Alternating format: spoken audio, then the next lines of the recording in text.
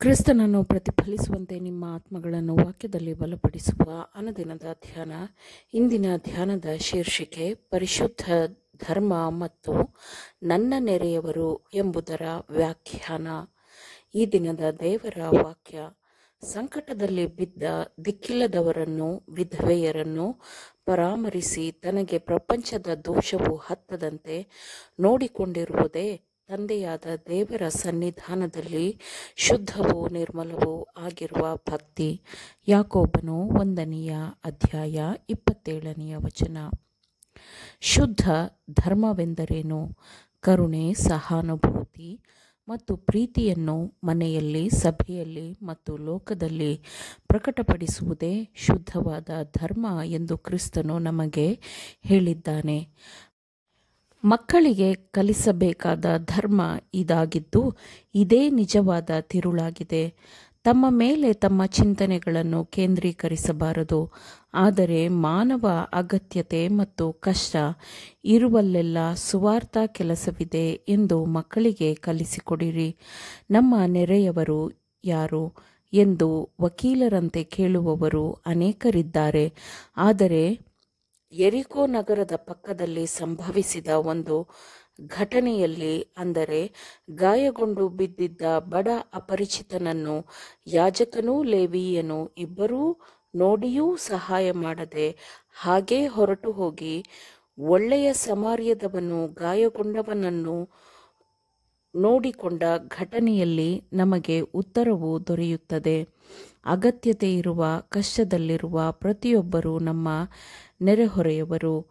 ಆತ್ಮಗಳ ಶತ್ರುವಿನಲ್ಲಿ ಸಿಕ್ಕಿಬಿದ್ದಿರುವ ಮತ್ತು ದೇವರು ದಯಪಾಲಿಸಿರುವ ಪುರುಷತನ ಮತ್ತು ಸ್ತ್ರೀತನವನ್ನು ಹಾಳು ಮಾಡುವ ತಪ್ಪು ಅಭ್ಯಾಸಗಳ ಗುಲಾಮಗಿರಿಯಲ್ಲಿ ಬಂಧಿಸಲ್ಪಟ್ಟಿರುವ, ದಾರಿ ತಪ್ಪಿದ ಪ್ರತಿಯೊಬ್ಬ ಆದಾಮನ ಮಗನೂ ಮಗಳು ನಮ್ಮ ನೆರೆಯವರಾಗಿರುತ್ತಾರೆ. ಮಗು ಬಾಲ್ಯ ಮತ್ತು ಯೌವನಾವಸ್ಥೆಯ ಸಮಯದಲ್ಲೆಲ್ಲ ತಮ್ಮ ಸುತ್ತಲಿನವರಿಗೆ ಮಾಡಬೇಕಾದ ಸುವಾರ್ಥ ಕೆಲಸದ ಬಗ್ಗೆ ಶಿಕ್ಷಣ ಹೊಂದಿದ್ದರೆ ಎಷ್ಟು ಸರಿಯಿರುತ್ತಿತ್ತು. ಮನೆಯನ್ನು ನಮ್ಮ ಧಾರ್ಮಿಕ ಬೋಧನೆಯ ಒಂದು ಸ್ಥಳವನ್ನಾಗಿ ಮಾಡಿಕೊಳ್ಳಿರಿ. ತಂದೆ ತಾಯಿಯು ನಿಜವಾದ ಕ್ರೈಸ್ತೀಯ ಧರ್ಮದ ನಿಯಮಗಳನ್ನು ಅವರು ಮಕ್ಕಳಿಗೆ ಕಲಿಸಲಿ ಮತ್ತು ಪ್ರೀತಿಯ ಆಜ್ಞೆಗಳನ್ನು ಪಾಲಿಸುವ ಸ್ತ್ರೀ ಪುರುಷರನ್ನು ಅದು ಏನನ್ನಾಗಿ ಮಾಡುತ್ತದೆ ಎಂಬುದರ ಮಾದರಿಗಳಾಗಲಿ. ಇಸ್ರಾಯೇಲ್ ದೇವರ ವಕ್ತಾರರಾಗಲಿ. ನಮ್ಮ ಪ್ರೀತಿ, ಮೃದುತ್ವ ಮತ್ತು ಕಾಳಜಿಯ ಅಗತ್ಯವಿರುವ ಇತರರ ಬಗ್ಗೆ ನಾವು ಯೋಚಿಸಬೇಕು ಮತ್ತು ಕಾಳಜಿ ವಹಿಸಬೇಕು. ನಾವು ಕ್ರಿಸ್ತನ ಪ್ರತಿನಿಧಿಗಳು ಮತ್ತು ಆತನು ನಮಗೆ ನೀಡುವ ಆಶೀರ್ವಾದಗಳನ್ನು ಅಗತ್ಯವಿರುವವರೊಂದಿಗೆ ಹಂಚಿಕೊಳ್ಳಬೇಕು ಎಂದು ಯಾವಾಗಲೂ ನೆನಪಿನಲ್ಲಿಟ್ಟುಕೊಳ್ಳಬೇಕು. ಆದರೆ ನಮಗೆ ಹಿಂತಿರುಗಿ ಕೊಡಲು ಶಕ್ತರಾಗಿರುವವರಿಗೆ ನೀಡುವುದಲ್ಲ.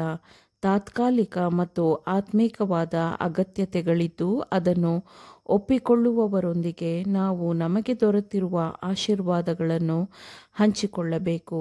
ಜೀವನದಲ್ಲಿ ಕಡಿಮೆ ಸಂತೋಷವನ್ನು ಅನುಭವಿಸಿರುವವರ ಸಹಾಯಕ್ಕಾಗಿ ಮತ್ತು ಅವರ ದುಃಖಕರ ಜೀವನದಲ್ಲಿ ಬೆಳಕಿನ ಕಿರಣಗಳನ್ನು ಚೆಲ್ಲಲು ಮತ್ತು ಅವರ ಬಡತನ, ಹತಾಶೆಯ ಸಮಯಗಳಲ್ಲಿ ಅವರನ್ನು ಆ ನೋವಿನಿಂದ ಹೊರತರುವ ಉದ್ದೇಶವಿರುವವರು ಕ್ರಿಸ್ತನ ನಿಯಮಗಳ ಪ್ರಕಾರ ನಿಸ್ವಾರ್ಥವಾಗಿ ನಡೆದುಕೊಳ್ಳುತ್ತಾರೆ.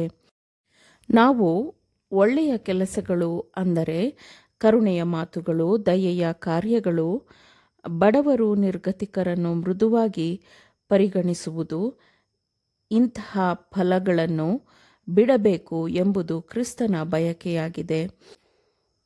ನಿರುತ್ಸಾಹ ಮತ್ತು ದುಃಖದಿಂದ ನೊಂದಿರುವ ಹೃದಯಗಳಿಗೆ ಸಹಾಯ ಮಾಡುವ ಹೃದಯಗಳು ಕರುಣೆಯಿಂದ ನಡೆದುಕೊಳ್ಳುವಾಗ, ಸಹಾಯ ಮಾಡುವ ಕೈಗಳು ಅಗತ್ಯವಿರುವವರಿಗೆ ಕೊಡುವಾಗ, ಬೆತ್ತಲೆಯಾಗಿರುವವರಿಗೆ ಅವರು ಬಟ್ಟೆಯನ್ನು ತೊಡಿಸುವಾಗ, ಅಗತ್ಯವಿರುವ ಅನ್ಯರಿಗೆ ಆಹ್ವಾನ ಮಾಡಿ ನಿಮ್ಮ ಮನೆಯಲ್ಲಿ ಸ್ಥಳವನ್ನು, ನಿಮ್ಮ ಹೃದಯದಲ್ಲಿ ಒಂದು ಸ್ಥಳವನ್ನು ಕೊಡುವಾಗ, ದೇವದೂತರು ನಿಮ್ಮ ಹತ್ತಿರಕ್ಕೆ ಬರುತ್ತಾರೆ ಮತ್ತು ನಿಮ್ಮ ಒಳ್ಳೆಯ ಕೆಲಸಗಳಿಗೆ ಉತ್ತರದ ಗಂಟೆಯು ಪರಲೋಕದಲ್ಲಿ ಧ್ವನಿಸುತ್ತದೆ. ಆಮೇನ್. ದೇವರ ವಾಕ್ಯಗಳನ್ನು ಶ್ರದ್ಧೆಯಿಂದ ಆಲಿಸುವವರು ಮಾತ್ರವೇ ಆಗಿರದೆ ಪಾಲಿಸುವವರು ಆಗಬೇಕೆಂದು ನಿಮ್ಮನ್ನು ಉತ್ತೇಜಿಸುತ್ತೇನೆ. ಪರಿಶುದ್ಧಾತ್ಮನ ಸಹಾಯದಿಂದ ಆಲಿಸಿದ ನಿಮ್ಮೆಲ್ಲರಿಗೂ ಧನ್ಯವಾದಗಳು. ಮತ್ತೆ ದೈನಂದಿನ ಧ್ಯಾನಕ್ಕಾಗಿ ನಾಳೆ ಸಂಧಿಸೋಣ. ಆಮೇನ್.